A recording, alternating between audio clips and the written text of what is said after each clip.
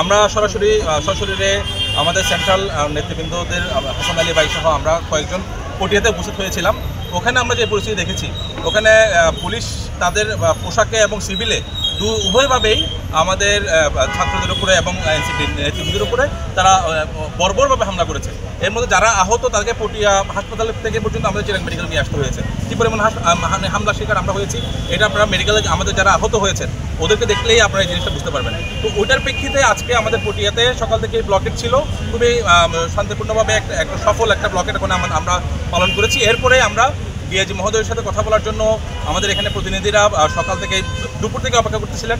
যেহেতু ওনার সাথে কথা বলার জন্য আমরা এই জুলাই অভ্যুত্থানের এই যে আমাদের যারা প্রতিনিধিরা আছে, আমাদের আহতরা যোদ্ধারা রাজপথ থেকে উঠে আসছে, আমরা চেয়েছিলাম যেহেতু এখানে পুরা আমরা আসার আগেই পুরা প্রশাসনের চারপাশেই পুলিশ ডেপ্লয়েড ছিল, তো সেই আঙ্গিকে আমাদের একটা ভীতি কাজ করে, যেহেতু যে প্রদেশন আমাদের উপর হামলা করেছে প্রায় সার্কেল এসপির নির্দেশে প্রায় কয়েক গাড়ি প্লাটুন পুলিশ স্পেশাল ফোর্স গিয়ে পটিয়াতে হামলা করা হয়েছে। তো ওই জায়গাটা থেকে আমাদের একটা ভীতি সঞ্চারের কারণে আমরা চেয়েছি যে আমরা ডিআইজি মহোদয়ের সাথে ওনার অফিসের সামনে কথা বলবো, ওনার অফিসে ভিতরে ঢুকে না। তো ওই জায়গা থেকে দীর্ঘক্ষণ ধরে বসে থাকার পরও উনি আমাদের ছাত্র প্রতিনিধি আমাদের এবং এনসিপি নেতৃবৃন্দ যারা ছিল তাদের কাছে উনি আসেননি, যার পরিপ্রেক্ষিতে ওনারা আমাদের এনসিপি নেতৃবৃন্দরা রাস্তা ব্লকেট করেছিল। পরবর্তীতে ডিআইজি মহোদয় এসে আমাদের সাথে কথা বলেছেন। উনি আমাদেরকে যে কথাটা দিয়েছেন সেটা হলো আগামীকাল 12টার মধ্যে উনি ওসি এবং সার্কেল এসপির ব্যাপারে উনি পদক্ষেপ নেবেন, প্রত্যাহার করবেন। এটা 12টার মধ্যে হবে।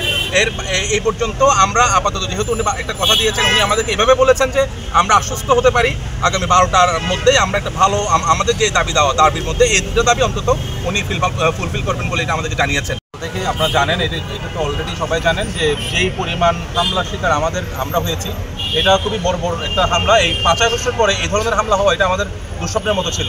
যদি আমরা 12টার ভিতর আমাদের ডিআইজি সাহেব যে ঘোষণা দিয়েছেন এটা যদি ঠিকঠাক মতো উনি পালন করতে না পারেন, মহানগর ব্লকের কর্মসূচিতে যাব আমরা।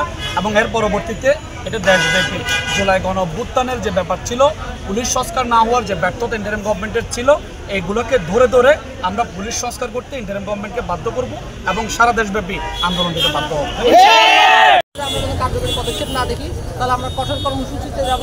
কিন্তু এখন ডিআইজি মহোদয়ের আমাদের প্রতি আন্তরিকতা এবং আমাদের যে প্রতিশ্রুতি দিয়েছে যে আগামীকাল দুপুর 12টার মধ্যে যথাযথ ব্যবস্থা নেওয়া হবে, এই ঘটনার সাথে সংশ্লিষ্ট সবাইকে এবং ওসিকে সহ প্রত্যাহার করা হবে। এই সিদ্ধান্তে আমরা রাজি হয়ে আমরা আগামীকাল 12টা পর্যন্ত ডিআইজি মহোদয়কে সময় দিয়েছি এবং 12টার মধ্যে যদি আমরা কার্যকরী কোনো ব্যবস্থা দেখতে না পারি তাহলে অবশ্যই আমরা আরও কঠোর এবং গুরুতর কর্মসূচি আহ্বান করব। ওনাকে আপাতত অস্থায়ীভাবে প্রত্যাহার করা হলেও স্থায়ীভাবে প্রত্যাহার করাটাই আমাদের দাবি। আমরা কোনো ট্রান্সফার খেলায় বিশ্বাসী না, তাকে সরাসরি চাকরিচ্যুত করতে হবে এবং তাকে আইনের কাঠগড়ায় দাঁড় করিয়ে তার বিরুদ্ধে এর আগেও ফ্যাসিবাদের সময়ও তার অনেক অপকর্ম আছে, যার তথ্যও আমাদের কাছে আছে।